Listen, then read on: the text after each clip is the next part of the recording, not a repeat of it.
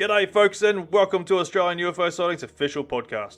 I'm your host Anthony Goodall and you're listening to Encounters Down Under. Here we invite guests on the show to tell us about their encounters with aliens and UFOs, where most of our episodes were streamed live from our Facebook page, which gave listeners the opportunity to ask questions to our guests regarding their encounter. If you have had an encounter and would like to be a guest on the show, please get in touch with us.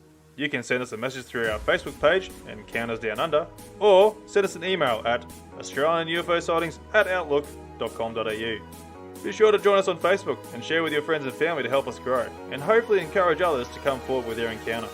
If you're an iTunes listener and a fan of the show, why not give us that 5-star rating and review, and you could have your review featured on the podcast. But enough of that, let's get into what you've been waiting for. So kick back, relax with your favourite beverage, and enjoy the show.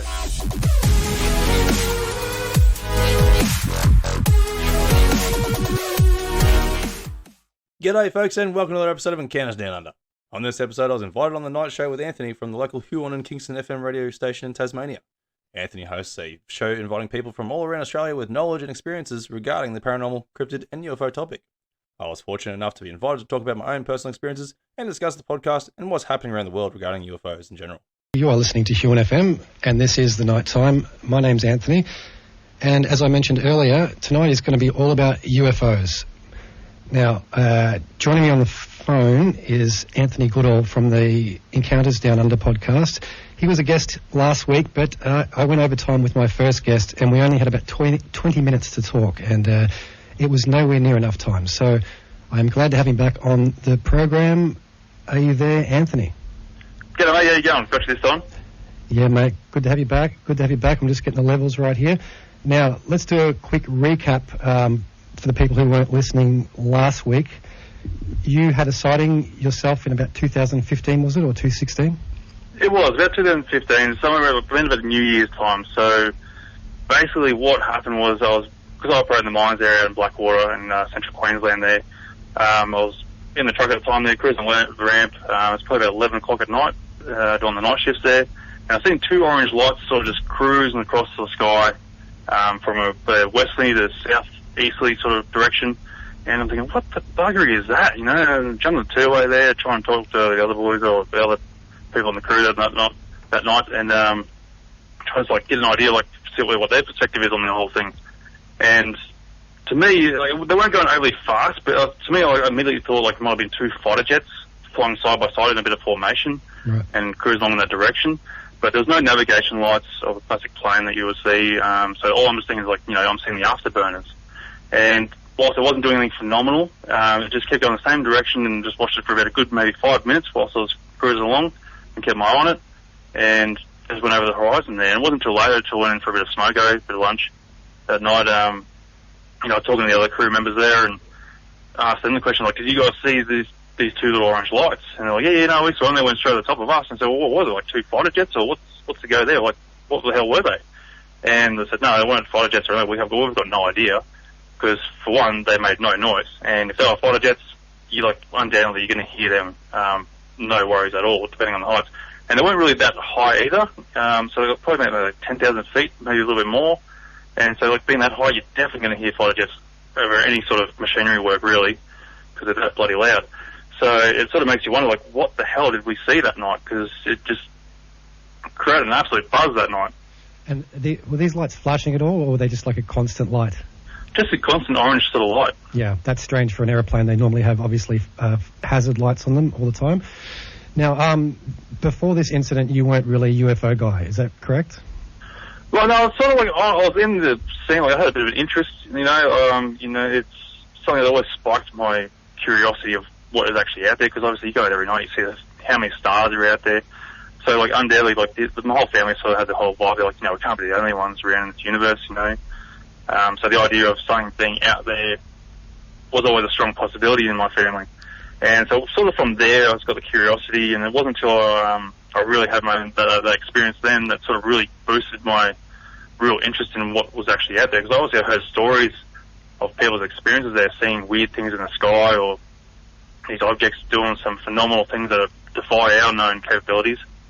So it wasn't until my own experience that it really sort of lit the fire under my bum and get me going in the whole topic.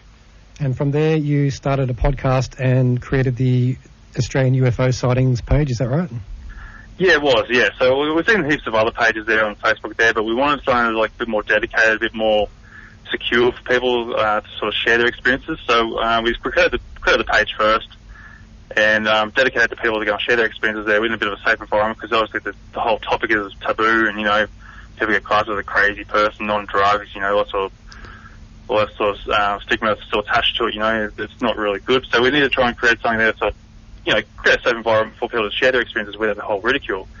And so we had that going for a few years there, and then, I decided I wanted to go and start talking to people directly, and so I created the podcast there and started getting people on the show, talking about their experiences there, and had some absolutely amazing experiences there from people that joined the show there, with some, absolutely amazing, accounts, really. Well, we'll definitely get into a bit of that later on. How long has the Australian UFO sightings page been up for? Oh, geez, I think we started in 2017, so what's that? 6 years. 6 years, yeah. And how many cases do you reckon, individual cases, do you reckon have come through there? Oh, we've had hundreds. Hundreds? But a lot of them would have been a lot of misidentifications. So you always get the standard sort of you might get Venus as a mistaken object, possibly some drones. You get the Starlink that keeps coming across every now and again from a fresh launch. We get a train of several, about 50 to 60 odd satellites in a straight line following each other. Mm-hmm. People get a bit confused with that one, think we're getting invaded by aliens, which is totally understandable if you don't know what you're looking at, It's something that sort of really blows your mind and wondering what the hell is that flying over. Even the ISS, the International Space Station, flies over, people seeing that sort of thing, or even just people taking a photo where the bright light source doing lens flares on your camera lens, which is like an artifact on your image there. It's sort of a bit of a grey or a bluish sort of tinge that'll move around with your movement on the camera, if that makes sense. And you might get a few bugs that sort of just cut across your camera there in that split second that you go and take the photo, and because it's all blurred out and all sorts of stuff, people might think it's a UFO or something like this. There's a lot of things going to take into account, given perspectives and, times and stuff like that. There's a lot to go and take into it before we go and claim things as a UFO. Yeah, it's a best approach to take, of course. Now, you did mention that there was, you kind of created these spaces for people to come forward without the ridicule. You're a relatively young guy. Was there sort of that kind of stigma when you were growing up around UFOs, was there? For me personally, not really. Mm-hmm. Obviously, you might get a bit of a chuckle here and there from other people, but mostly, if the topic came up, usually get these topics come up where we're in a dinner party or, excuse me, or around a campfire, there's a bit of a campfire story. And, I don't know, once that sort of starts to get going, everyone else sort of seems to have their experience as well. They've got their own experiences, and it sort of creates a bit of a good little conversation between the group that you're with, and it doesn't seem to have that sort of stigma attached to it then. Yeah, I find the same thing. I find when supernatural or paranormal topics come up, if the mood's right, everyone's got a story, whether it's their own story or something that happened to someone they know. It's more common than not to have an experience, I find. Yeah, exactly. And look, there's probably something that's attached to the whole UFO and paranormal aspect of the topic. There's going through a bit of research here. There's a bit of common ground between UFOs and paranormals, and if you want to go down the cryptid side of things as well, there's something that's excuse me. It doesn't make sense as to what's going on, why some people are seeing these things and other people aren't. Whether it's right place, right time, or there could be something, I don't know, with your, some sort of abilities to be able to see these things. If that makes sense. Yeah, I think some people are more primed to it. I mean, I think I told you last week, I've been getting into stargazing, just learning the constellations and stuff. And, just looking up the sky, at the night sky, a whole lot more. And I'm just seeing stuff. I'm not seeing UFOs, but I'm just seeing satellites just everywhere. And, anyway, look, I want to talk about it's the 26th anniversary of the Phoenix Lights. So let's start there, and we'll just sort of make our way through a bunch of UFO cases. Are you familiar with the Phoenix Lights? Yep, I think everyone that's sort of interested in the whole topic would have some idea of the Phoenix Lights at least. Right. Well, how old were you alive when that happened? Yes, I was, yeah. Yeah, I mean, I'm not that cold. I'm not that young either. Yeah, I was a teenager, and it was a big deal. I remember at the time, you know, X-Files was pretty much had us all ready for the invasion anyway. And when the Phoenix Lights incident happened, it was a pretty spectacular thing. Now, I've just got some notes here. It happened on the 13th of March, and in 1997, witnesses described a majestic, gigantic craft. And when I say gigantic, I mean it. The descriptions don't vary too much. It was a V-shaped craft, and it was about a mile wide. That's what thousands of people claim to have seen floating over the valley in Phoenix, Arizona. It was floating slowly, but would occasionally speed up at a ridiculous pace and just disappear. And it covered a distance of about, I think, 300 or 400 kilometres, which is kind of sort of like flying from Melbourne to Hobart. Now, people said it was blocking out areas of the sky. So some people only saw the lights, but other people actually saw, some people described it as like a carpenter's square floating through the sky. And so let's set the scene. It's 1997, the Hale-Bopp comet. Are you familiar with this one? No, I can't say I do. Okay, so the Hale-Bopp comet is a comet that just kind of came out of nowhere. I think in about 1995 it was discovered. And on this particular night, it was going to be visible. It was a clear night in Arizona. So everybody was looking up to the sky to have a look at this comet. So it was one of those nights where you've got thousands more people than you normally would have looking up at the sky. So that's how the night begins. And so perfect conditions, no clouds. And then around about 8 o'clock, reports start flooding in. So the police, the Air Force, there was a UFO reporting center in America, and radio stations. All of these places were just getting flooded with people saying they were seeing a gigantic craft in the air that was like a mile wide. And so the first one comes in at 8 o'clock, and then at 8:15, the UFO reporting center takes a call from a policeman reporting just what we've been talking about, this gigantic craft. And from there, just it went absolutely ballistic. Now, I've got some audio here I want to play. This is from a radio show on the night as the incident was happening. I hope you can hear this, so I'm just going to play this and then we'll get back to it. Worldwide on the internet, this is Coast to Coast AM, and it's a hot time in the old town tonight. Things are a-poppin'.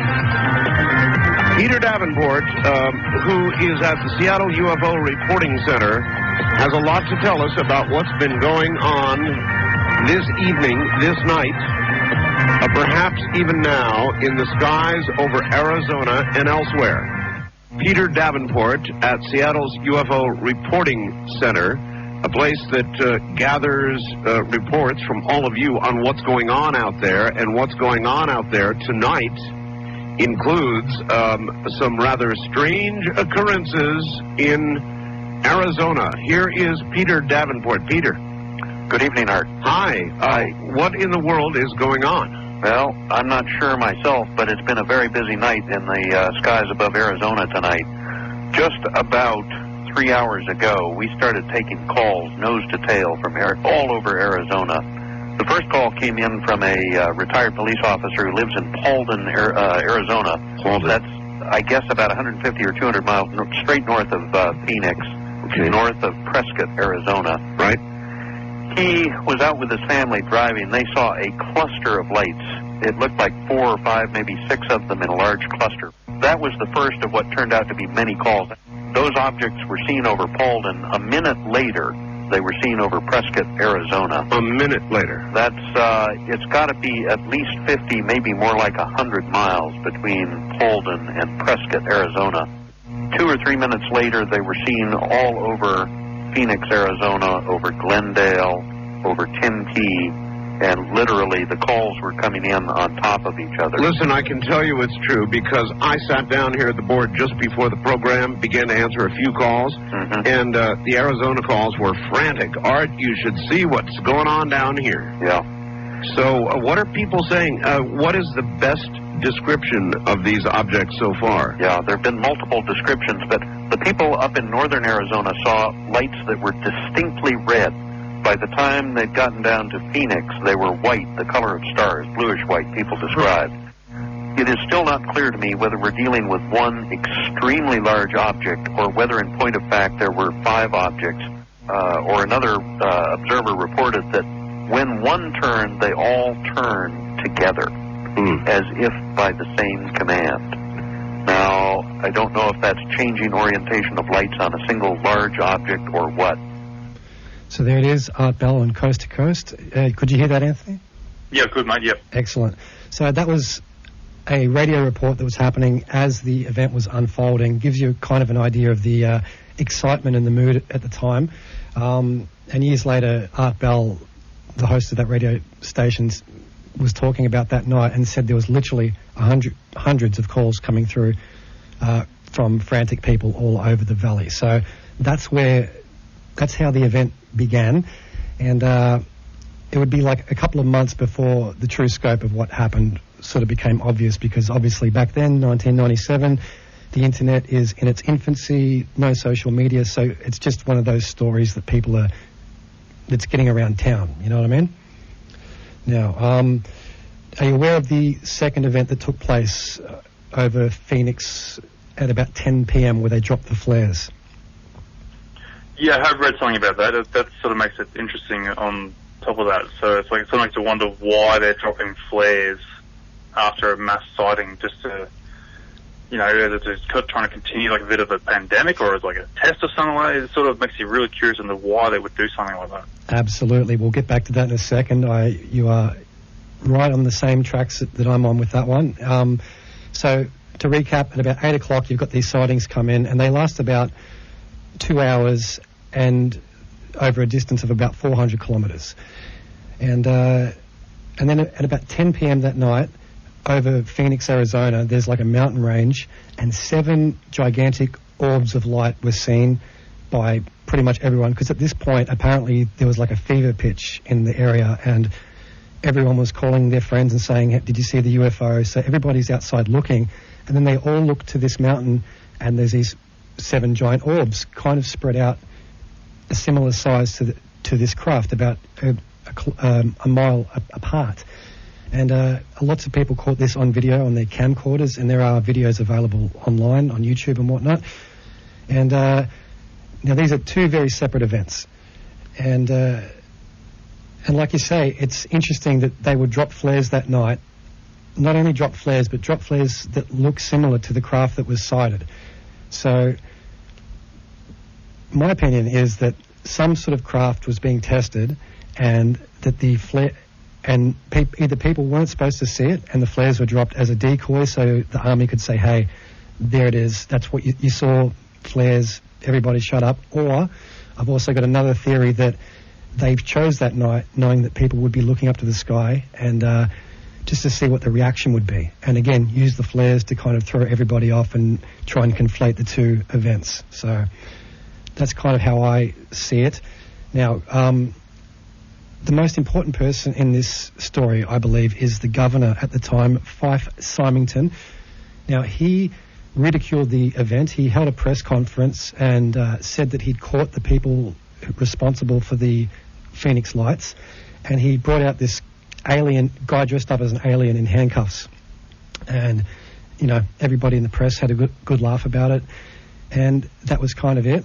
And everybody was really annoyed that he didn't take it seriously, because it was literally thousands of people saw this thing, and it wasn't vague. To them, it was extremely vivid, and there was no mistaking what they saw.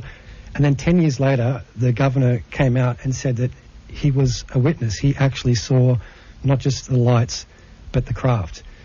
And he described the mood at the time as hysterical, and it said it was reaching a fever pitch, and he didn't know what to do, and that's why he kind of tried to lighten the mood a little bit, but with by arresting an alien. And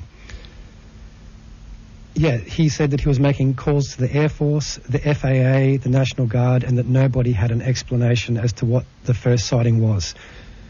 And in 2007, he came out and he moderated a UFO conference. And he made this statement here, quote, "During my second term as governor, of Arizona, I saw something that defied logic and challenged my reality, end quote.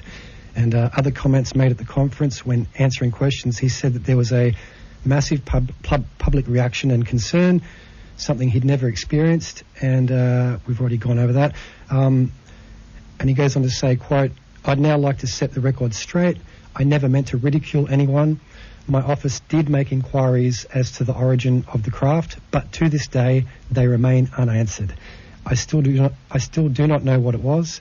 As a pilot and a former Air Force officer, I can definitively say that this craft did not resemble any man-made object that I'd ever seen," end quote.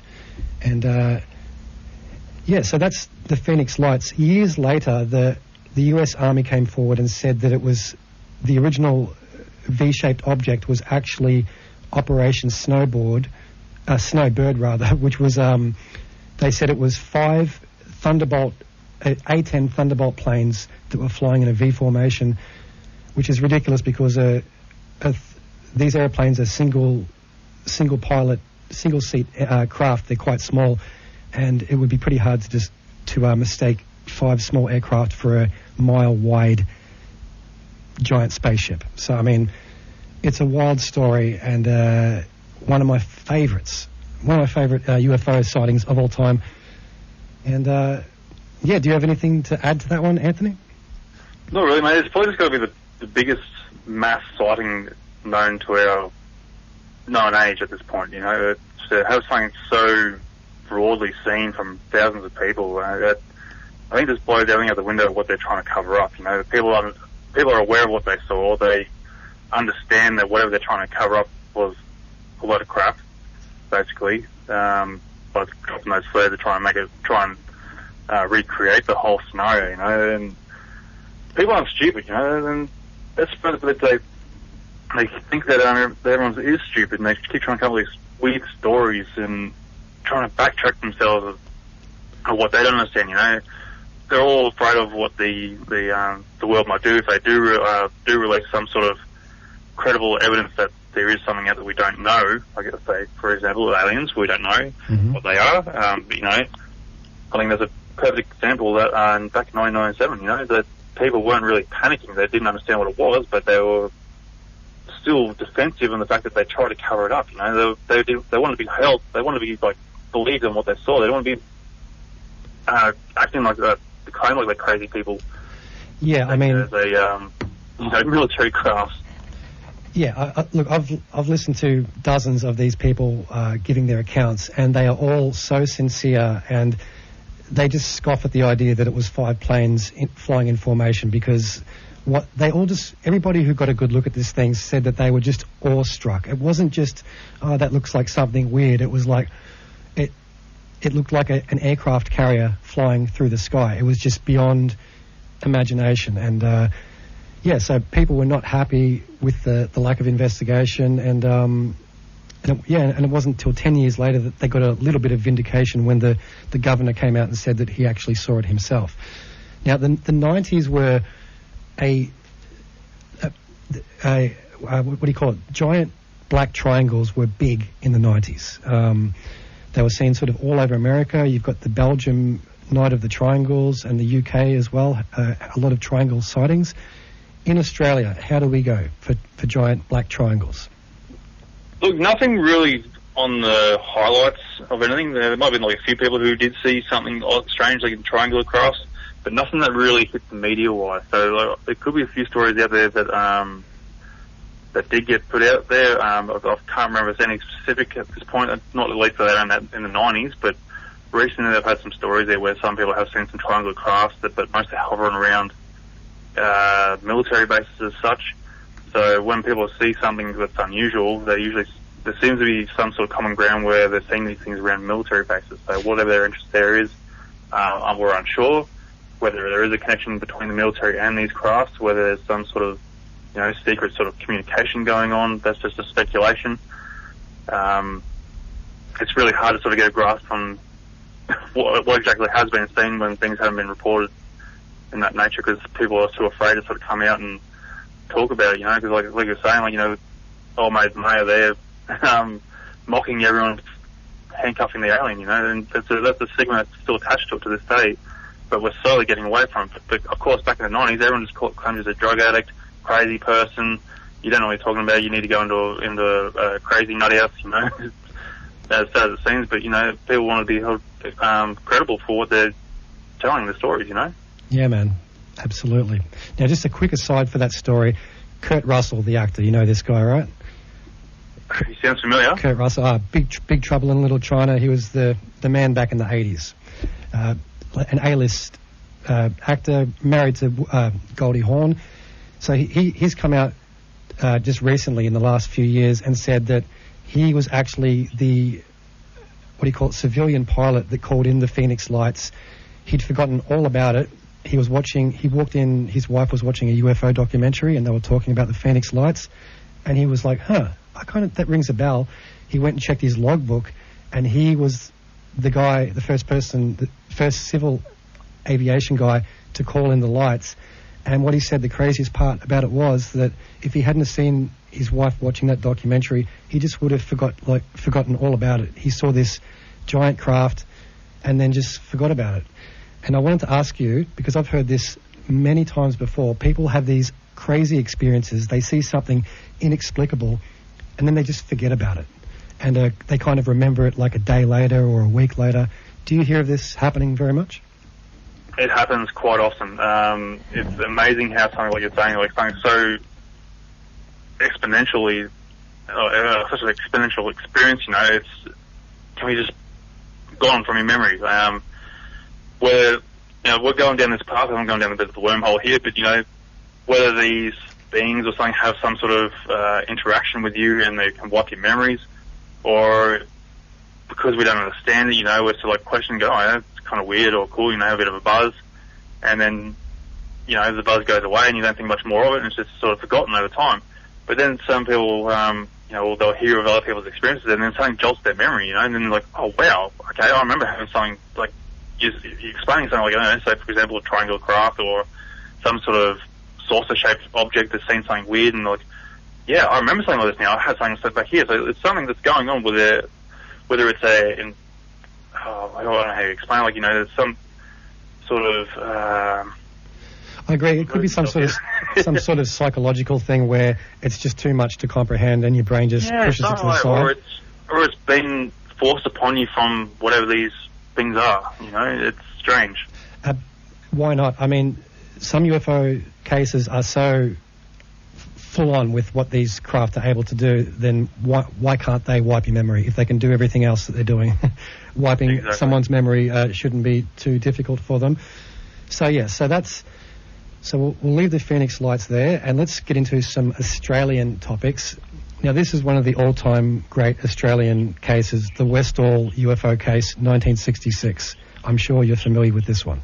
Absolutely, mate. I think just about every Australian would know about this one. Right. So let's just do the broad strokes. 1966, 200 students at the Westall High School see 3 UFOs hovering above the oval. Right? Is that right? Yes. Yep. I'm sort of doing this half by memory. And they were being buzzed by aircraft, these discs.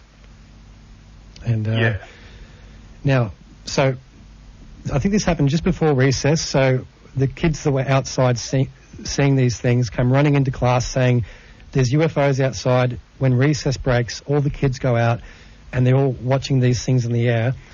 And a few of them more curious. And one of these discs lands in a place called the Grange, which is like an area of bush, trees, and a bit of parkland and whatnot. And a few of the students go to check it out. And one of those students is Terry Peck, she was one of 3 girls. 2 girls got down there before her. When she got down there, one of the girls had passed out, and the other one was hysterical. And she watched this thing. It had landed on the ground. And it was like a textbook, straight out of a movie, UFO, a silver disc sitting there on the ground. And she said there was sort of a little bit of a hum and a bit of heat coming off it. And at some point, it sort of raised off the air about 3 or 4 meters, turned on its side, and then just took off like a bullet, which is this turning on the side and taking off like a bullet seems to be a very common maneuver of UFOs. I seem to be hearing of that a lot. And so that's kind of it. I mean, 3 UFOs, one of them lands, a few students see it, a handful of teachers see it. One of the teachers, the chemistry teacher, she's got a camera and she's snapping photos of this event as it unfolds. And then you've got this one student. This is one of my favourite things. It's kind of been debunked a little bit. The student named Tanya. Do you know who I'm talking about? Yep. Okay, so the story goes that Tanya was absolutely hysterical. She was taken away in an ambulance and was never seen or heard from again. And her friend Jackie Argent, she was good friends with Tanya, and she'd been to Tanya's house many times before. Tanya's parents were Yugoslavian and didn't speak English. And when she went to visit Tanya to see what happened to her, a woman who she'd never seen before, who spoke perfect English, answered the door and said that there was no Tanya. There was no Tanya in the house. No Tanya had ever lived in the house. So that's a kind of plot twist that's like straight out of a movie. Yeah. Also of interest on this day, about 20 minutes after this event happened, the army rocks up. Is that right? That's right, yep. So we've got 2 or 3 trucks, and apparently about 20 or 30 soldiers get out, and they're just searching the Grange where this thing landed. And apparently they've got instruments that look like Geiger counters and metal detectors and whatnot. And a few of the kids are hiding behind trees and watching this all unfold. And some of those kids went back to the area about a week later, and all the grass had been cut, and where the UFO had landed, all the grass had been burnt. So that's worth noting as well. And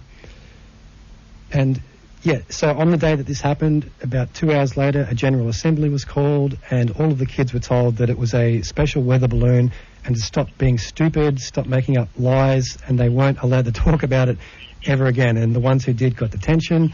Some of the kids went on to Channel 9 News and spoke about it, and they got into a whole bunch of trouble, and it was just forbidden. You just weren't allowed to talk about it at this school.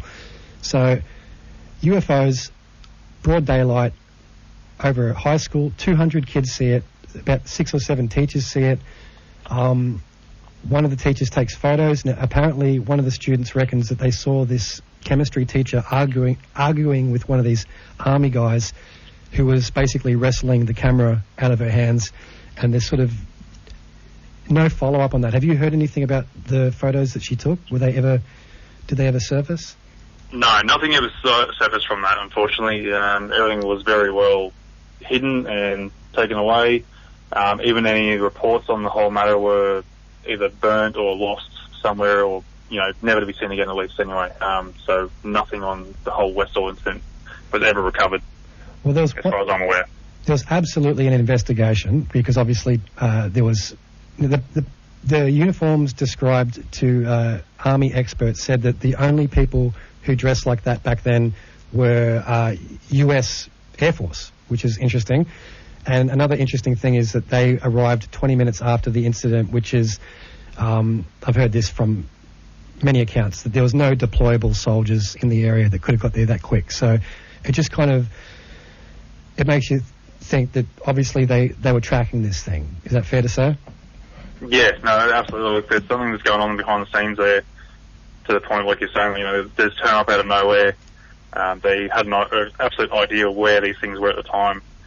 So it sort of really does make you wonder what was going on, and why is there no reports or anything of that nature heard of again. It raises a lot of questions.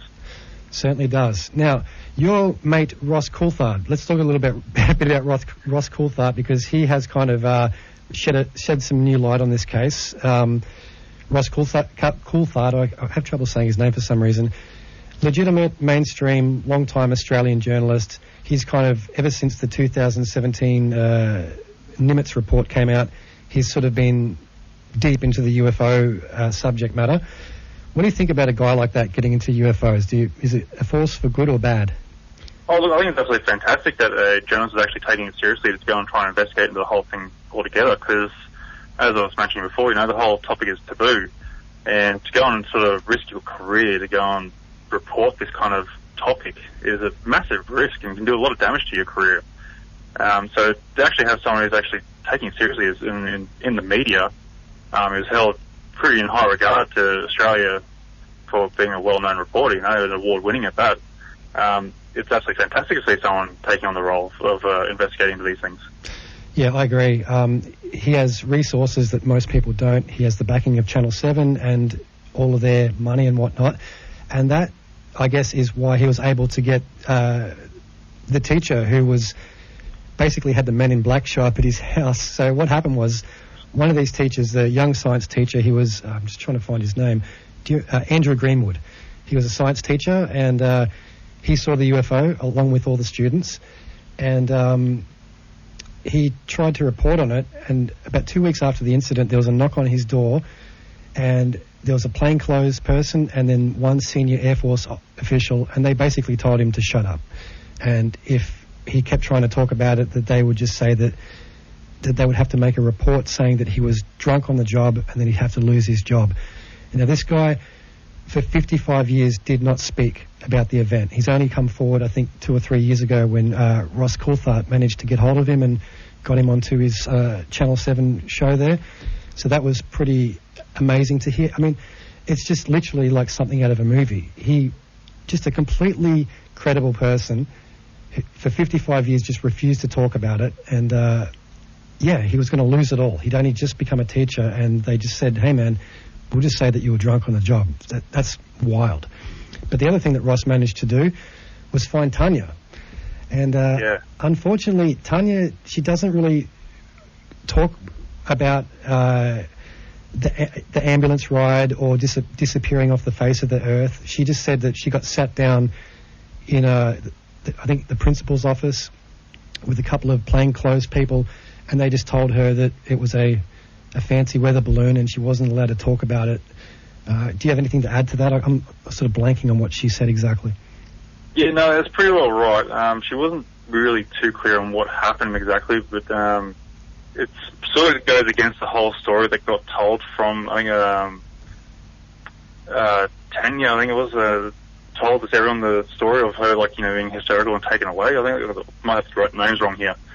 But, the whole story, the one where the family changed, to go and try and see a friend and that, and there's a totally different family living there now. It's like, it sort of goes against that whole story of the recollection of what happened, So it makes you wonder, like, is she telling the truth? Like, I'm trying to go and try and say she's lying or whatnot, but things just don't add up here. Whether she's trying to protect it or she can't talk about it or whatnot, it's just something to me just doesn't feel right there.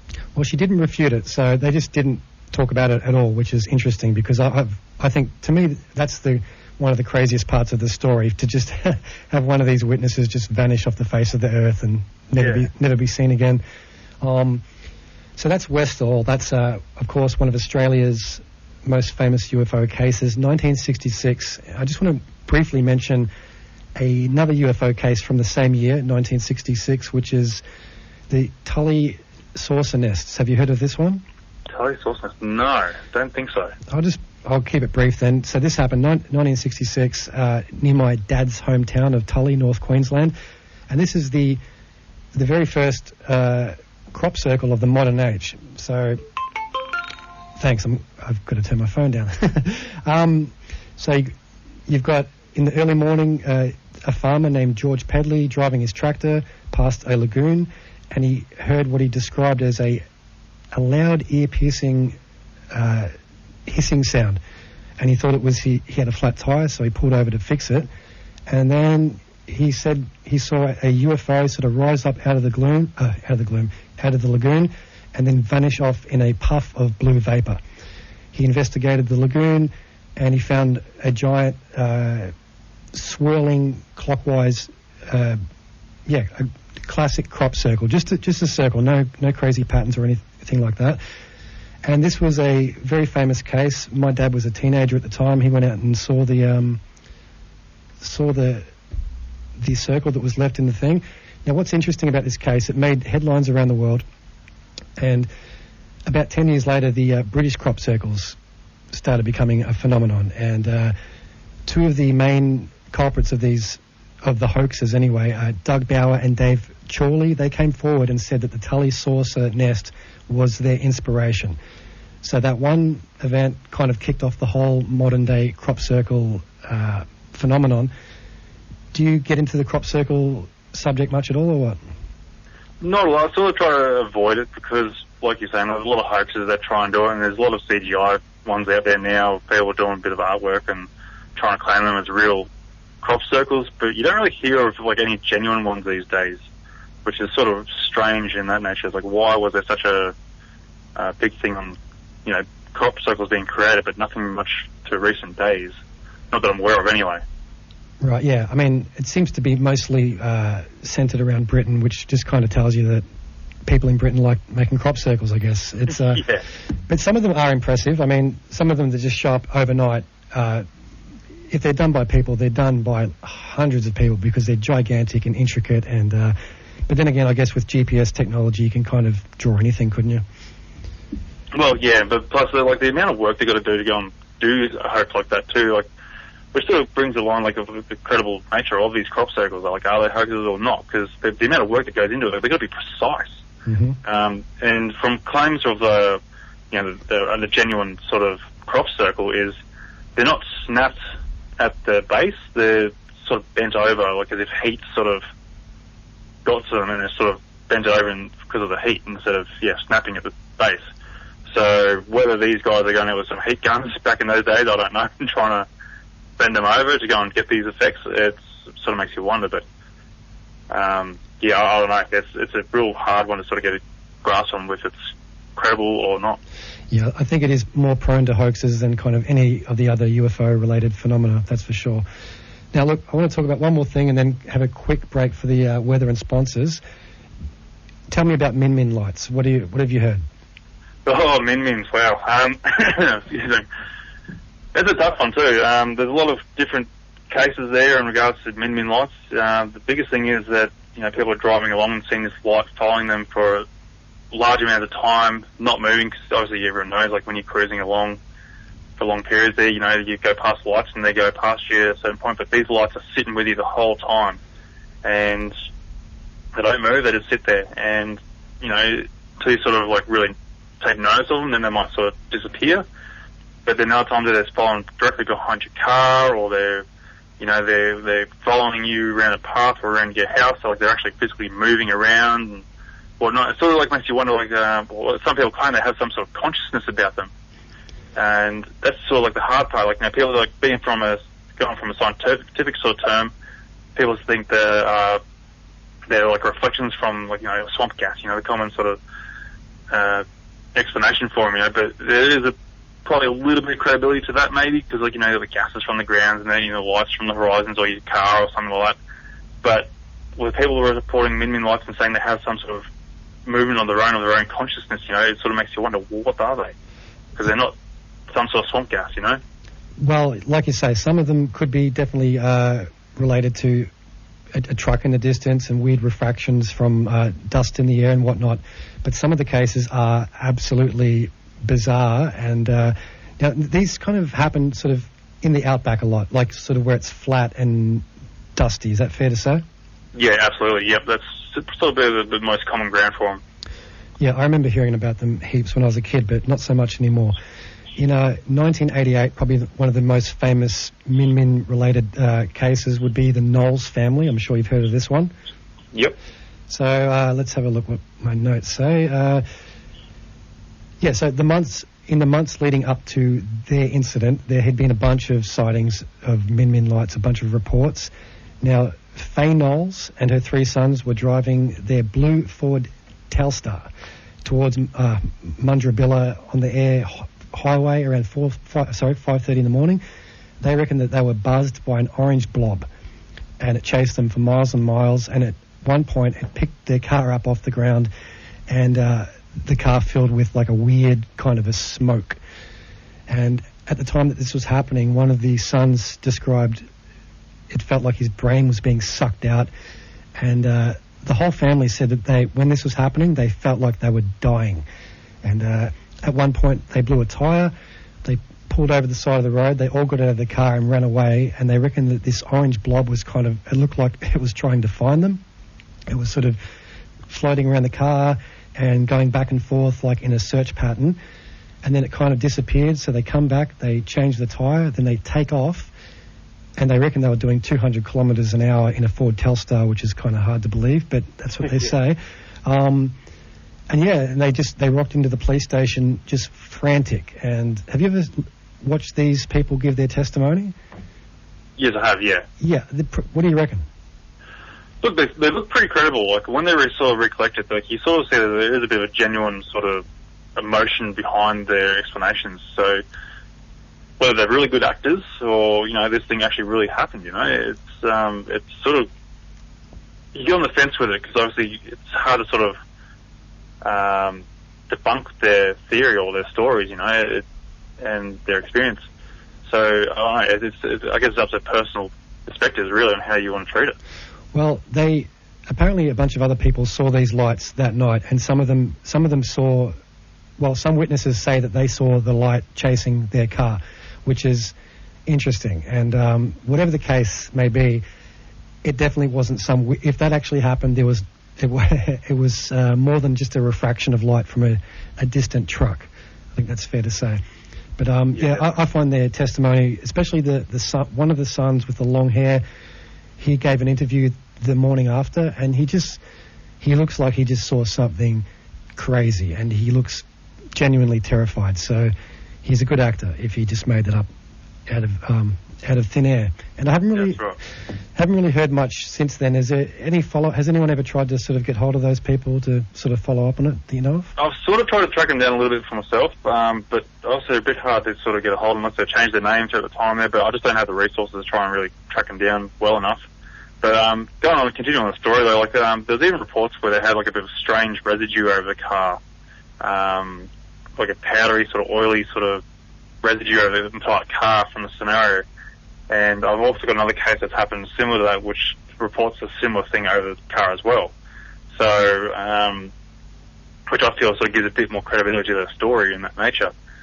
But yeah, as you're saying, like, it's a crazy experience. You know, I don't believe it was a Min light. From my investigation into it, like, there was only a truck that had seen it. At that same time, you know, they've seen something hovering over the car, but they'd never got in touch with the truck driver to go and really sort of bring any accountability to the story. So, unfortunately, yeah, it's just the one of those hard ones that we'll just never really get the real full truth over, or at least any sort of credible witnesses to it. Yeah, man, it's a wild one. Definitely one of the best Min light stories, that's for sure. Look, I'm going to take a quick sponsor break. Do you mind hanging on the phone, and we'll come back in about probably 5 to 7 minutes, and we'll keep talking UFOs? Absolutely. Fantastic. We are talking with Anthony Goodall from the Encounters Down Under podcast. You are listening to The Nighttime on HUON FM.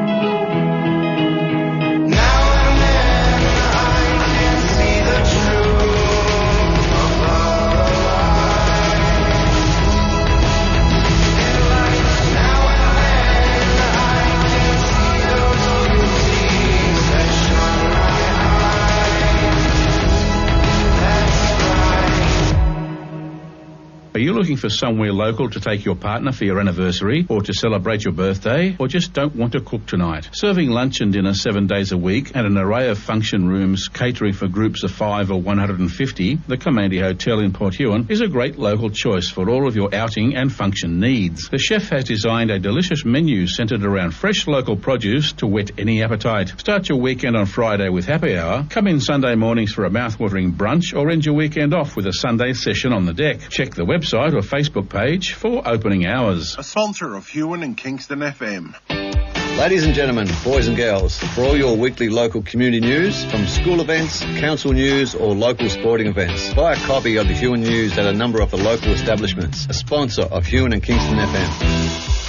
Even before coronavirus, it was hard to find work. Things like not having a car or just struggling to face the day can make it all seem too hard, and now seems impossible. Rural Alive and Well, or RAW, can help. Resumes, job applications, accessing funding for training. RAW can help with the practical stuff and help you overcome the other stuff that life throws in the way. Call Rural Alive and Well on 62541092.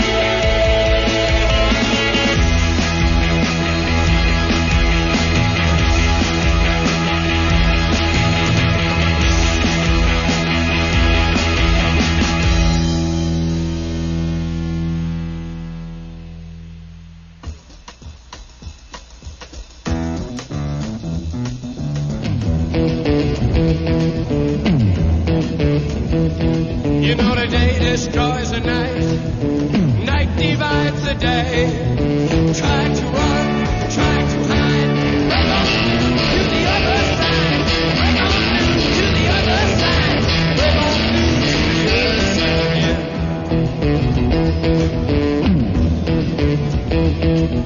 We chased our pleasures here, dug our treasures there. But can we still recall the time we cried? Break on through to the other side. Break on through to the other side.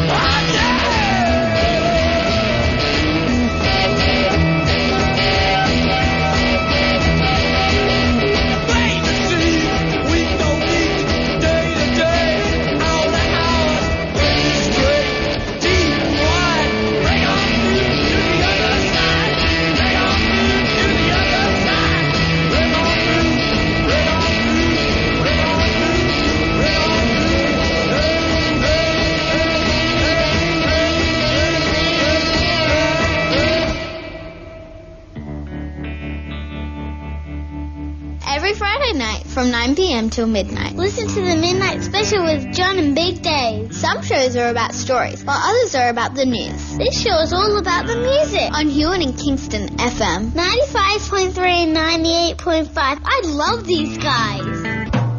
Let the Midnight Special shine a light on me. For over 10 years, Rosalie Clifford and Graham Family Funerals have been a part of the Huon Valley, caring for families and friends when they need it most.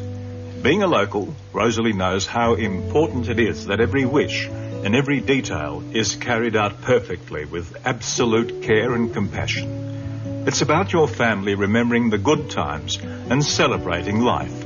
Graham Family Funerals, Huonville's only Tasmanian family-owned funeral directors. Sponsor of HUON and Kingston FM.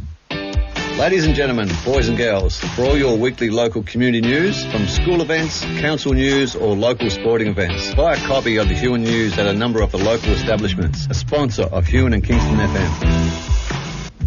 Guess where I'm going on Saturday the 25th of March? Hopefully to my house with the Garden Blue Show with Kate and Skip. What time does it start? 1 p.m. till 3:30. Will there be parking? Yes, you go up behind the Brookfield shed and right up to the top in the paddock. What about food? There'll be sausage sizzle starting at 12 o'clock. I love sausages. Kate and Skip will be performing and supported by the Thug. Yeah, they'll be doing a bit of light-hearted fun. So, tickets, where do we get them from? Get the tickets at Try Booking with CFNTK, and if you can't do the Try Booking, yes, you can pay at the door, but let us know you're coming. And all proceeds go towards the upkeep of our wonderful station, HUON and Kingston FM.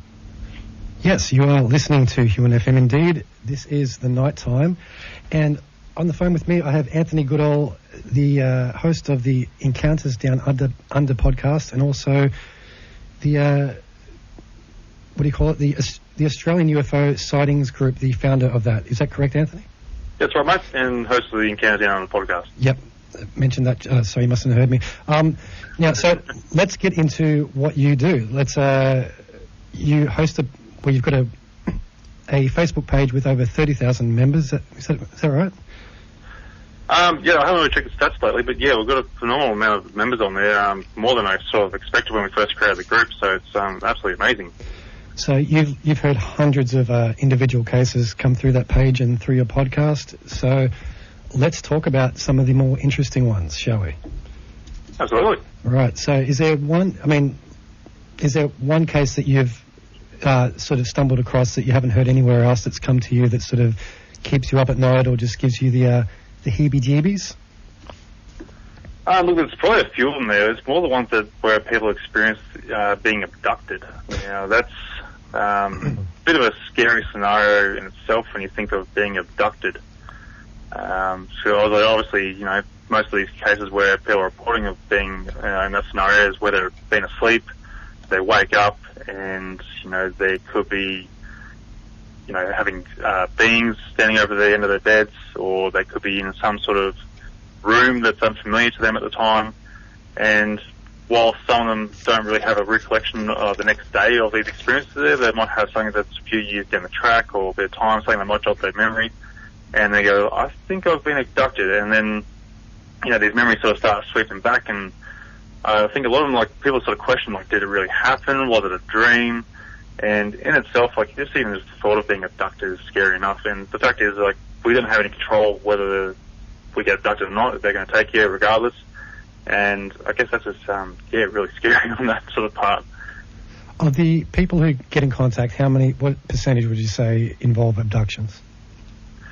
We don't get a lot of them, but there's obviously the odd few that do come through. And I guess when they sort of tell their stories, they're obviously usually, like I was saying, they might see some beings, or they go into a strange room that's all sort of silverish, bit of strange lights and stuff like that. And it almost sounds crazy, and it's hard to believe, but why deny them of their experience when they sort of feel it's a genuine experience? We weren't there to go and sort of experience it with them, so we can't really deny the fact that this could be happening to people. There is a common, some people are reoccurring these abductions. It's not just a single time in their lifetime. There's people are out there that are actually having multiple abductions. The people you speak to, are these abductions happening now, or is it sort of stuff that happened a long time ago? It's sort of happening now. There are a few here, but probably not as much as what I feel back in the 90s or 80s, maybe even earlier. They don't seem to be as frequent, or they're just maybe not as coming out as much now, which I'm not sure why there will be much of a difference, to be honest. Well, the 90s was the decade of the grey aliens. I mean, back in the 90s, everybody knows what the grey alien looks like. It's synonymous. It is. If you're going to draw an alien, you're going to draw the classic grey. People say they come from Zeta Reticula, and they're pretty much, whenever you hear an abduction story, it's usually involving the greys in one way or another. Is that what you're finding with your abduction cases, grey aliens? Yeah, probably the most common ones, the grey aliens. But there also has been times where people have reported they've been abducted by the reptilians or insectoids, which is, there's obviously going to be multiple races of aliens out there. If they are aliens, they could be terrestrial, ultra-terrestrial, which is a term used as if they've already been here before us, the Earth goes through multiple cycles throughout its lifetime. We've got the Ice Age before, all this sort of stuff. There's dinosaurs throughout that age. Depends on how deep you want to go into it. But there could have been civilizations well before us, and these, whether you're going to call them greys, reptilians, insectoids, or whatever, they could very well have been the civilizations before us. Well, I want to go very deep. So let's just say UFOs are UFOs are real, but let's just say that people are definitely being abducted. Let's not even question it. Let's say that is definitely happening, and that the greys are real, the reptilians are real, the insectoids are real. Where are they coming from? Because some people claim that they are in contact with these aliens and whatnot. What have you heard? Yeah, look, there's also a lot of people that are claiming they are in contact with them. They're sort of getting some sort of mental sort of communication with them. Trying to think of the bloody word now. A psychic sort of connection with them. Mm-hmm. And I know it sounds very far-fetched, but for what they're saying, there's some things that are pretty well true, like the classic sort of UFO grey. Not really so much on the reptilians in contact with them, because apparently they sort of come across as very hostile. but then there have been reports where there haven't been hostile at other points there. There hasn't been a lot on my end with regards to the insectoids, but it's sort of really hard to get a grasp on whether these people really are communicating with them or not. That's the hard question. What messages are they being given, telepathically or otherwise? Basically, they're trying to give them a bit of an idea, like, the classic one is, like, we need to look after our planet, stop going to wars and all sorts of stuff, look after each other. We're going to try and find a higher vibration where, we are all one. We're just treating each other equally. Love is the key, all sorts of stuff, trying to keep peace and harmony. And that's pretty much basically the only thing there. But with regards to, like, the other abductions there's also been cases where people have been abducted to go and sort of create, like, a hybrid sort of race where it's a mix of grey alien or other species of alien with human genetics. Well, this is a common theme throughout abductions, is the sexual component to it all, where people, like you say, females are impregnated or males have, sperm extracted or whatnot, and people often claim that after their first abduction, they will be abducted like a month later and shown their baby and asked sometimes to, hold the baby close as sort of to bond with it so it can grow correctly or whatever. But that's not just a one-off. That seems to be a worldwide phenomenon with the abduction phenomenon. Yeah, and that's the biggest thing people need to understand. Like, even though people have sort of been really sceptical on the whole term, these things are happening worldwide. There's a common ground there worldwide. All these people aren't just doing it for the sake of it, like, reporting their sightings or their experiences for the sake of it. There's too much commonality to it, These people aren't making this stuff up. They're not all on social media trying to come up with some big-ass prank to, sort of pull a big prank on the aliens across the world. These things have been happening for decades now. And there's no social media, there's no ways of connections for these people to have these sort of interactions with each other to go and pull off a big prank like this. What I'm trying to say is, like, these things are happening, they're real. And people are experiencing these things. People need to understand it's not just all lies. Yeah, I agree. Something's going on. Especially going back to the 90s, like, it was the most common, like, there are literally tens of thousands of people who claim to have been abducted just in that decade alone. And it was sort of, in that same period, cattle mutilations were off the charts. Do you get into the cattle mutilations at all? A little bit. I've heard a few reports there, like, going on them, it's sort of really hard to get a grasp on too, like, because they always claim that there's no blood, everything was all done in absolute precision. No sort of forms of stress on the animal at the time, nothing of that nature to sort of say, like, these are people that are hunting them for fun and games or chasing them down. They're like, they're just on the spot, done. They're just mutilated. Yeah, and it just sort of all seems to coalesce into the same sort of theme, which is testing. Where the humans are being messed with and hybridized, and the animals are being tested and having certain organs extracted and whatnot. And again, with the cattle mutilations, that's an interesting one because that has happened literally thousands of times where farmers come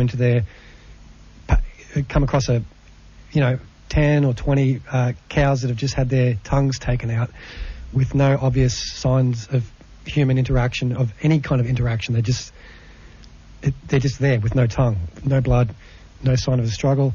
There's even cases where literally thousands of cattle have just gone missing overnight, and some people say that they were just stolen, but it's pretty impressive to steal, I know of one case, 1,700 cattle somewhere in America went missing in one night. So that's sort of all, again, back in the 90s, cattle mutilations, alien abductions. Now, with the abduction cases you've heard, like, is there one story that really sticks out to you where there's some details of the craft and the communication that was had with these beings? Yeah, I've heard one guest on the show, Jane Pooley. She is, her story basically starts from a young age. I think she's 60-something now. She's in her 60s at least anyway. So from a young age, like, she was dealing with these greys. Mm-hmm. Had a relationship growing up with them, the interaction with them.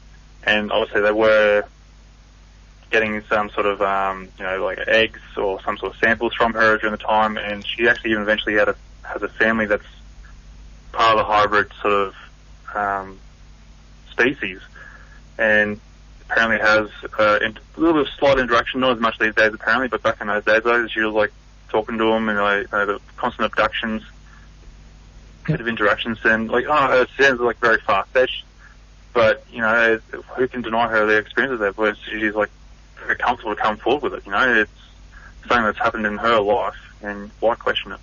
Now, when you say that she had interactions with her hybrid family, so was her hybrid family living on Earth as well, or were they somewhere else?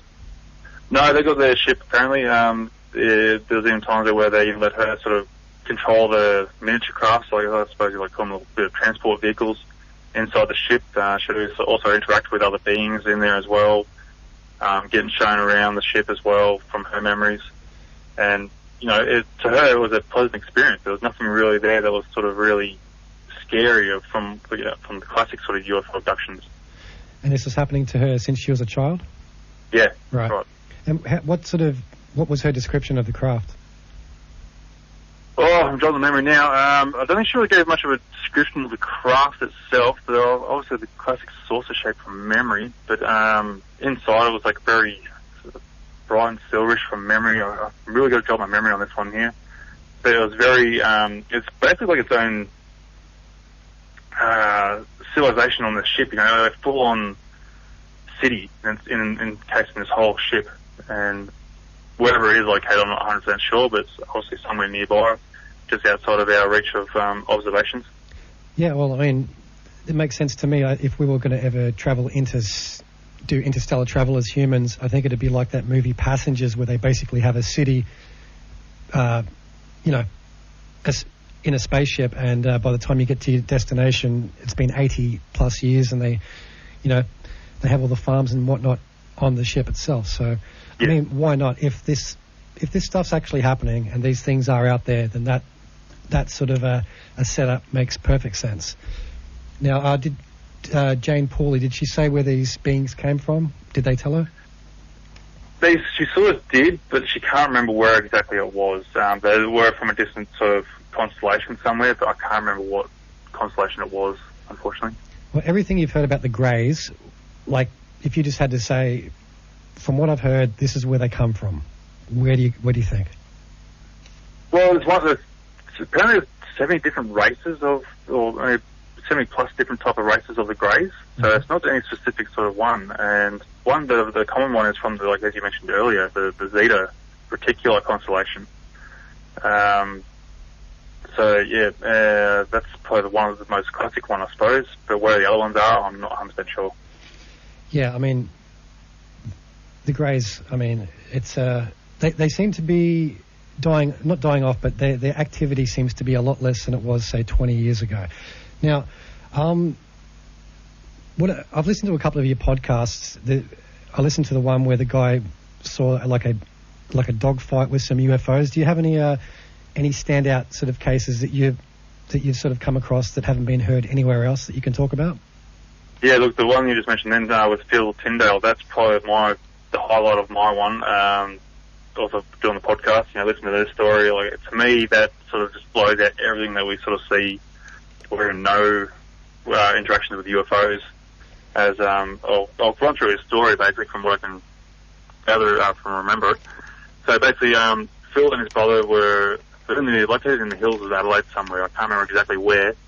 But anyway, they're in a bit of a valley and they're up late at night. I think it might be like 10 p.m. something like that. And as kids do, they stay up late and sort of muck around and whatnot. And they're looking outside, looking down into the valley, and they see this yellow craft yellow object sort of going down the hills and into the valley there, and they're sort of like going, what is that, And they're observing for a while, and it's just slowly moving around, and then this red object comes out of nowhere and sort of starts interacting with the yellow object.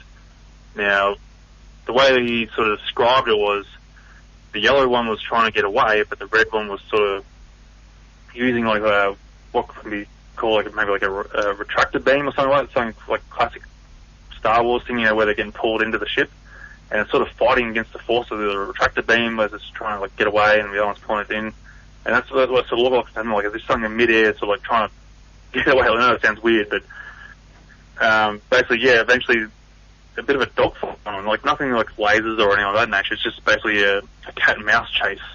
Right. And this yellow one's trying to get away. I can't quite remember how the end story happened. I know the yellow object crashed into a tree because there was a report later on into the actual local newspaper somewhere saying that a farmer there had called the police because he heard a massive noise outside, went out to investigate what the noise was, and he's looked up and seen in the tree there's this yellow glowing sort of object that sort of looks like the hull of a boat.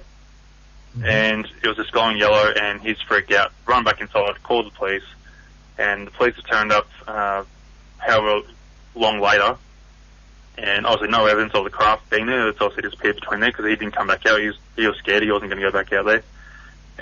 But the next day they obviously had a look, and you could see clear evidence there was damage to the tree high up in the tree. Like, I think it was like a pine tree or something like that. So it's about 20 odd metres up high, or if not more.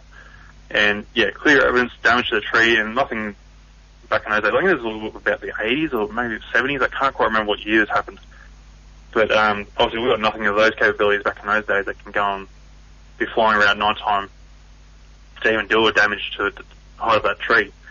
So yeah, it actually did get local news, and there's a newspaper article there somewhere. But yeah, it's just an absolute amazing story there, because you think when people see the UFOs, it's usually a quick little bit of a glimpse here and there, and it just zips off, or doing something weird. But yet, seeing two UFOs interact with each other, that to me is mind blowing, because it just perceives that there's something going on that we don't understand between two different races, or the same race, but there's some sort of two different agendas happening, if that makes sense. Now, any kind of army bases in the area? Not that I'm aware of. Right. Yeah, I mean, because when you hear about stuff like that, and it's somewhere close to, say, Area 51, you can kind of go, okay, there's maybe some sort of weird craft is being tested and whatnot. Just quickly before we continue on, I had a bit of a brain fart here on the next question, confusing Pine Gap with one of my episodes with Annette's experience in Exmouth. Now, do you know anything about Pine Gap? Pine Gap's interesting. Yep, I think I have one of the interviews there with Anna in regards to her experience there around Pine Gap. I'm pretty unfamiliar. Pine Gap is a top secret joint US and Australian Air Force facility. Is that correct, sort of? That's right, yeah. It's not so secret anymore, but it has been known for a little while. But obviously it's been used as, as you're saying, like a combined Australian-US sort of military base there, sort of radio communications area, and for whatever other reasons. Well, I've seen videos on YouTube of people trying to get close, and they get told off by some pretty serious people to not get anywhere near the place. So it is probably the closest thing to Area 51 that we've got in Australia. But you don't have any specific stories related to Pine Gap? No, I had one there with Anna, where she sort of, I think it was like, I'm bad on dates at the moment, and I think it was in the 90s as well. Mm-hmm. And because she's grew up in the area there, and she's gone to the military base to go and catch up with friends there, because obviously, being local, you're going to get to know the military personnel.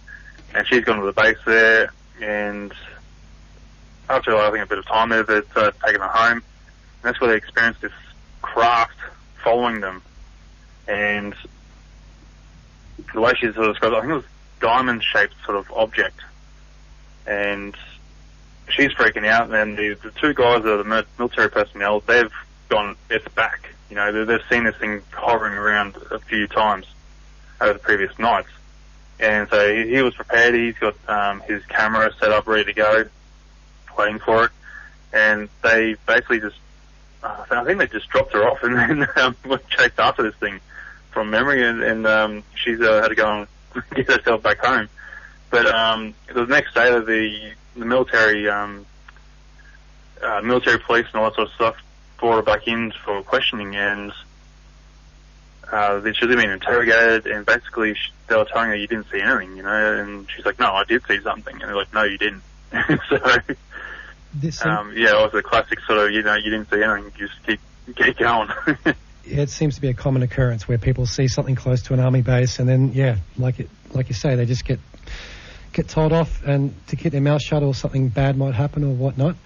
Now, you've listened to hundreds of different cases. Have you ever had somebody who works for the government contact you with something really juicy, like a Bob Lazar type character? Oh, I wish. I'd hope for someone to come and talk to me, but unfortunately not. I'm not. I don't think I'm that high profile to go and sort of really in regards to that. Right. Doing this contact.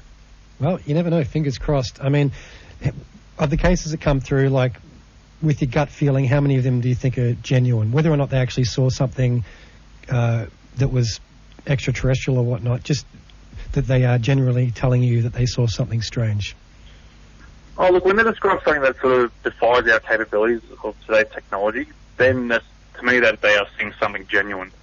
But everyone that I've sort of spoken to, in particular on the podcast, you know, everyone seems genuine. But you can hear them when they explain their stories, like their emotions are still attached to it. Some people are like still getting scared from recollecting the experience. And I have absolutely no reason to deny them of their encounter, because it's just, I don't know, it's all genuine, you know. I have no reason to question them. Well, some of these encounters, most of them are pretty benign. It's like what we were talking about before. Picked up, you're in a spaceship, they stick you with a few needles, take some blood, and then, you know, you're back in your bed. But some of them are absolutely terrifying. There's one, her name escapes me, but there's a famous Australian case where a woman, I think it was back in the 80s, driving with her friend, and their car stops and they're confronted by these three demonic, classic red eye, kind of like grey aliens but black, with glowing red eyes, smell like sulphur, and just a feeling of total dread just washed over them, and she was kind of changed from the experience. Do you know the one I'm talking about? There's a book about it. Yeah, I think you might be talking about Kelly Cahill. Right. Can you expand on that at all?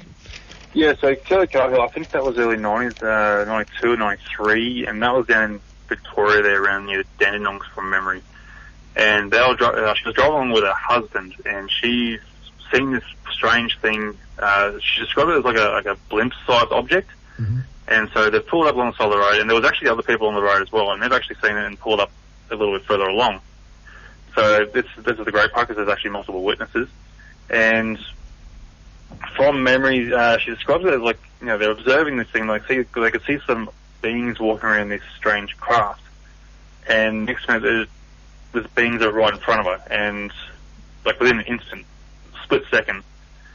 And as he's mentioned, like, you know, classic red eyes, dark beings and whatnot.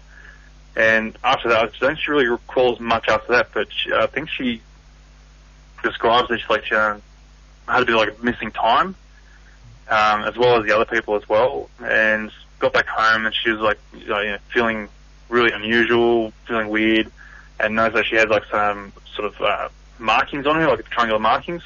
So they've obviously inserted some needles or got some sort of extractions out of her. You know, and things later on down the track, she was having really bad menstrual issues. So, you know, it's sort of one of those things like, you know, the classic, they're obviously taking some sort of sample from her and, you know, just leaving her there. There's a lot of criticism with Kelly Cahill. People weren't believing her, but, you know, with having multiple witnesses there, and they even came forward and claimed the same sort of story.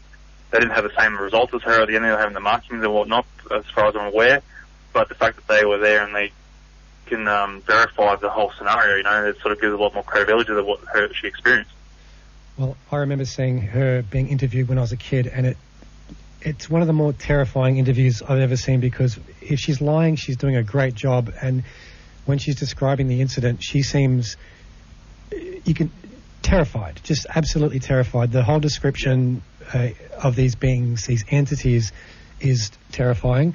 And it kind of, it's almost like a lot of these cases, a supernatural kind of experience. It's not straightforward where you see a craft, you see the thing, there's missing time, there's a strange feeling about it all. And when you have these specific aliens that have like a sulfuric kind of smell to them, that's when we start getting into demons and the crossover with the supernatural, demonic beings. Because a lot of people believe that aliens are nothing more than biblical demons. Do you hear much of that? Yeah, you get that occasionally there, which is not hard to believe, really, when you think about it, because like these beings or these crafts, they've been seen for thousands of years. Mm-hmm. And whether they're like well, depending on like their interaction over history, you know, whether they've been interacting with humans, sort of helping us along with our technologies and whatnot, depends on how you want to perceive it. You know, it sort of makes sense when you think of a religious sort of aspect behind it, sort of demonic or angelic. These things are coming from the sky, from the heavens above, or, you know, they are looking so unusual as demonic to be claimed as demons, you know, so it's not hard to sort of perceive it as a religious sort of context. Are you religious yourself? No, not at all. Right. Now, after everything you've heard, you've listened to hundreds of stories, you've done about 100 hours worth of podcasting and probably a whole bunch of guest appearances on other shows and whatnot. If someone sat you down and said you have to just write exactly what you believe, given the information that you know, where do you stand on all of this? Where are they from? Are they aliens? Do they live in the earth? Mechanically, what are these craft? Like, if you just were put on the spot like that, what do you think? Oh, geez, I think I'm split in two ways here, or multiple ways, because it's so hard to sort of get a grasp on what really could be a possibility. That's the problem going down this wormhole, you know, there's so many different directions. Like, you might be going down one path here and thinking, oh, yeah, that actually makes sense, and it could be like the sort of breakthrough you're looking for. And then you find something, and it just bends you over that way there, and it's like, oh, all right, now this could be something more to it, and it's just round and round through different forks of the wormhole. But to sort of really get a bit of a grasp on the whole thing, you know, it's sort of hard. To me, I'm sort of thinking they could be interdimensional, they're from a different dimensional realm, or they can bounce through different dimensions. Obviously, we're going to see in the 3D realm. These guys could be like, you know, in the fourth or fifth realms or something like, you know. That's why we can't perceive them at the best of times. They might be there one moment and disappear to another one, you know, that sort of concept. Or they could have been ultra-terrestrial, where they're from an advanced civilization well before us, you know, and they had some sort of cataclysm and survived it. And they've obviously, as that advanced, they were able to sort of escape that cataclysm to go either out of space or, you know, underground or under the ocean. It can take you so many different ways, and whether I've got the right answer or not, I don't think so.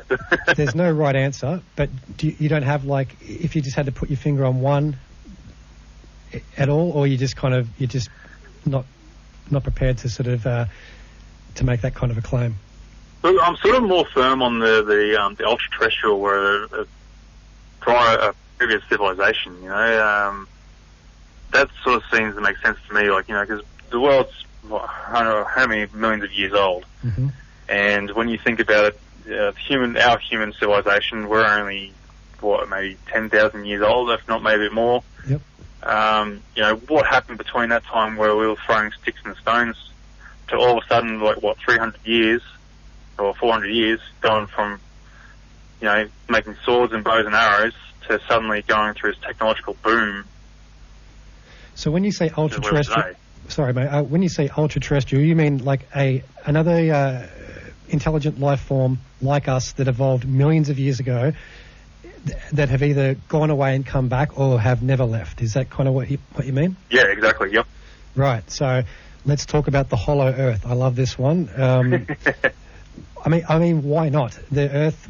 I don't know how far we've gone down. Maybe 20 kilometres or something like that. The centre of the Earth is a true unknown. And if you've got a race, for example, if the human race survived another million years, the technology that we'd be dealing with in a million years' time would just be beyond our current comprehension.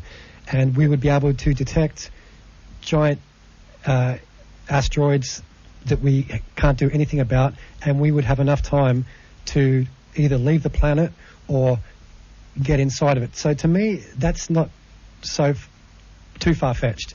And, you know, I've heard lots of theories of this, that an alien species went into the centre of the Earth, and by the time the Earth was ready to repopulate, they had completely changed. They'd become weak and unable to sort of function on the surface. And when they came up, we were there, sort of much bigger and stronger. And even with their technology, they just didn't have the numbers to take us out. So have you heard anything along those lines? Not too much on that, but the possibilities all there, you know. It's whether they were down there or not to come up, or they were advanced enough to go sort of create the spaceships to get out. But there's even been claims like, I think just recently there's a cave that's been discovered that goes deep into the earth, and it's got its own vegetation, it's got its own atmosphere, its own sort of life down there, you know. So it's not as far-fetched as they sort of claim, with the possibilities of, like, we haven't even discovered half the earth, really, when we look into it. Like, all the terrain, you know, what's under the ocean, we know more about space than we do the ocean, what's under there. Yep. So it's not as far-fetched as you really claim. No, I mean, I think when you get to the point where it's like these craft are real and they're made by something, then I think anything's possible. Once that's true, then anything, where they come from, nothing's off the table. And what I find personally is, you know, I grew up with the X-Files. I grew up watching, you know, movies like E.T. I was conditioned from the day I was born to accept the coming of of some alien race. You know what I mean? But I rarely actually think about it in a realistic way. It's always kind of just fantastical. But whenever I do, it's a very rare moment where I sit there and go, okay, these craft are real. Someone's making them. Something's making them, and they're doing these crazy things. Millions of people are seeing them all around the world. And when I actually come to that moment where it's true, I actually find it kind of terrifying because if something's making it, who the hell are they? You know? Exactly. And before we continue on, I'll just make mention. Did you make mention of the X-Files? The Kelly Cargill case was actually inspired with the X-Files episode there, with the alien abduction one. Really? So her case was very inspired by that X-Files episode. But I've lost where I've gone now. In regards to the possibilities, you know, it's all out there. You know, it's very, very much a possibility when you think about it. Because when you think also, like what I mentioned before, like, you know, we're thousands of years old, and to suddenly also have this technology within 500 years to where we are today, how did we get that up? What were we doing prior to those thousands of years? It'd be like just throwing stones and rocks all the time. You know, and whether there was some sort of intervention with an alien race to sort of help us along to go and get to where we are today. Like, you got to try and put that into perspective, like, well, a lot of people point to Roswell, the Roswell crash of 1947. Obviously, Absolutely. Everyone knows about that. And a lot of people say, just look at the technology we have now compared to 1947, and there seems to be a huge leap from that sort of late 40s through to the 80s kind of era. We just went from really basic sort of radio and whatnot to CD players and computers and everything else. And when you trace the history of a lot of these inventions, it does seem to come out of nowhere. Yeah. Yeah, I mean... think you've been listening to the podcast too much because I've got the same quote. Right. Well, it does make you wonder, like, you know, like you're saying, you know, we've got microwaves, we've got compact discs, we've got microchips coming into the computers. All from that moment, we just absolutely boomed. And at the moment, like, right now, we haven't really made any real sort of massive breakthrough in technology. We're just making things better. But I think in the coming few years, I think we're making a massive breakthrough in what I think we're calling quantum physics. Yeah, absolutely. Which is supposed to be the next stage of our sort of technological age. Well, quantum physics is an absolutely legitimate, discipline in the physics world now. It's kind of the mainstream of physics, quantum mechanics, and it makes interdimensional travel and everything we're talking about, these things popping in and out of our dimension, completely realistic. It's not fringe at all. It's taken over string theory as the main theory of what our reality is, and at the end of the day, nobody can say, like, people can poo-poo this subject matter, but nobody knows what's really going on. What we see and smell and touch is 1% of what's actually out there, what our reality is made up of. So that's why I love talking about this subject matter, because it can't be proven either way. So why not talk about it? Oh, absolutely. And like you're saying, like, tripping from Unlocking the Code there, his common quote there is, you know, that 1%. Mm-hmm. You know, that 99% there could be fake, or, you know, it could be a warp from the history there, but that 1% is saying that it could be true, you know. Work on that 1%. The possibilities are always there. Absolutely. Now, look, before I let you go, we've got 10 minutes left on the show and at 10 o'clock there's nothing I can do. It just cuts off and does its own thing. I am ashamed to say that I don't know if someone asked me about the Nimitz UFO case, I could give them the bullet points, but I'm really not too familiar with it. It's worth mentioning because it is the case that has kind of ushered in the new era of UFO, UAP law. Is that fair to say? Yeah, absolutely. Look, it's sort of what really broke us out there was the New York Times coming out with the Nimitz case there, which is really interesting. Having this object. This is a report from F-22 fighter pilots. Mm-hmm. Brian Graves, I think his name was. Horrible names. Excuse me. Tracking down this object, which was on their radar as well, which was doing phenomenal capabilities, with like the defies our capabilities, to the point of going from 40,000 feet to sea level within a split second, basically, which was pretty much tracked over the last several days.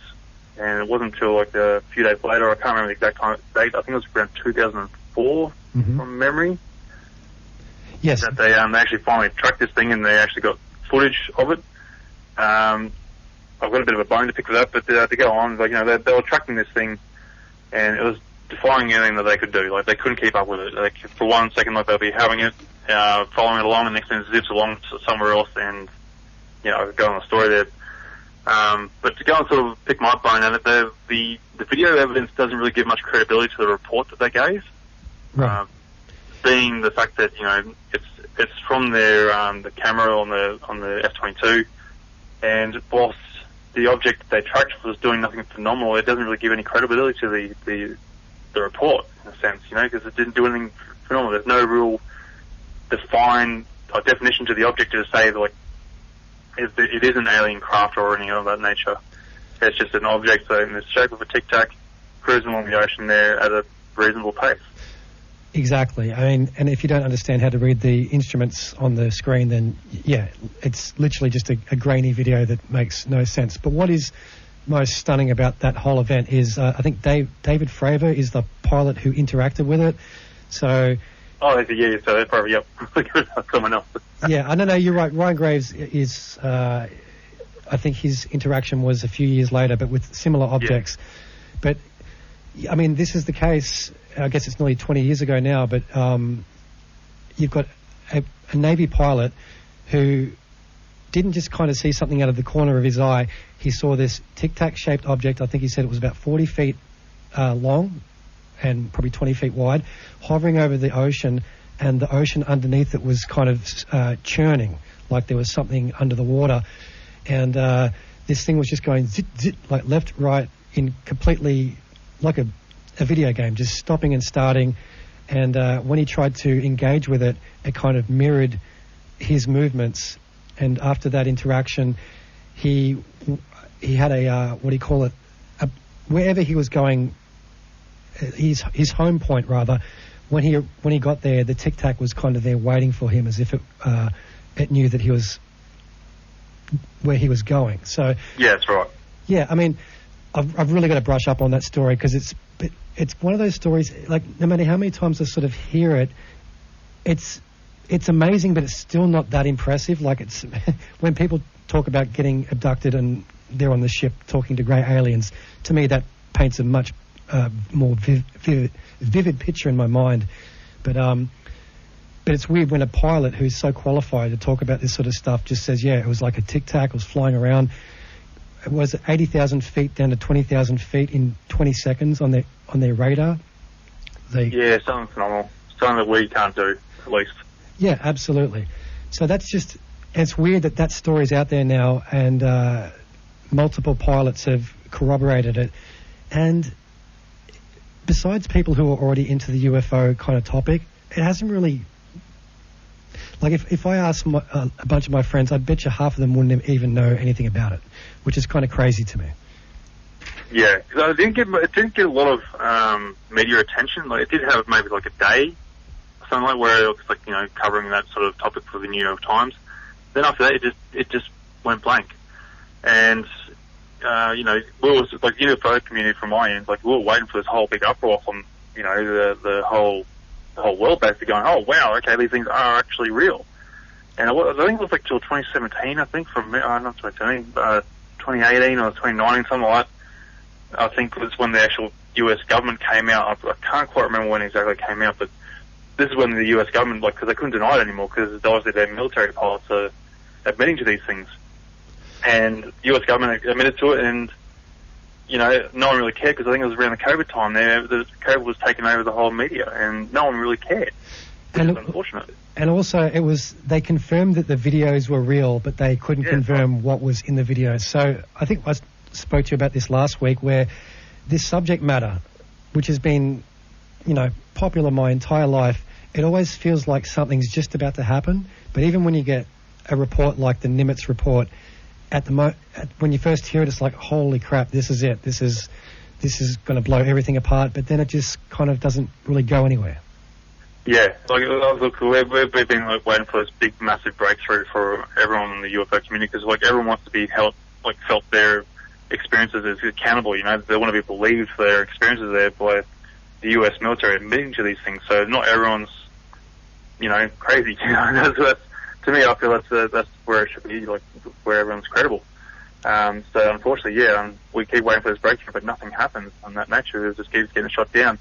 I think the biggest problem is too, though, when they do give these reports of these military giving these strange objects, their footage gives no credibility to it, and that's the frustrating part for me, is because like they've got the footage there, but nothing there. They'll give us that full description or the credible imagery, like, you know, something that is amazing, that is unusual to us. You know, some sort of like little alien there waving at us in the camera in their little cockpit. You know, something like that. Absolutely. With the I mean, I do visual effects, and I could make something that looks, you know, completely, and I have done, made UFO videos that look completely realistic. So we kind of need an Independence Day kind of situation where just a giant mothership hovers above a city and millions of people see it. I think that's the only thing that's going to sort of take this subject to the next level. Yeah, absolutely. Yeah. Well, look, Anthony Goodall, sorry, I haven't got it in front of me. The Encounters Down Under podcast and the Australian UFO Sightings Facebook page with over 30,000 members. If you've got a story, get in contact with him, and maybe you'll get on the podcast or at least post your accounts on the page. Mate, it's been a pleasure thank you. You've done the 2 hours with me. I really appreciate it, and you're a great guest, and maybe in the future we'll do this again. What do you think? Mate, that'll be absolutely wonderful. I absolutely appreciate it, mate. It's been a fantastic night and talking about this. I love talking about it. It's a massive wormhole, like I've been mentioning, you know, to go wherever you want to go with it, basically, because there's just so much to cover. Absolutely. Well, next time we do UFOs, mate, I might get in contact with you. Thanks again. No worries, mate. All the best. I'll see you. Bye. And that will do it, folks, for this episode of Encounters Down Under. I hope you enjoyed the show, and remember, you can also get involved in the show by joining the Facebook page and getting in on the live streams. Also, please be sure to share with your friends and family to help us grow and potentially find our next guest on the show. If you or you know someone who has had an encounter, please get in touch with me through our Facebook page via Messenger or email at australianufosighting@outlook.com.au. I look forward to seeing you on the next Encounter Down Under. Hooroo!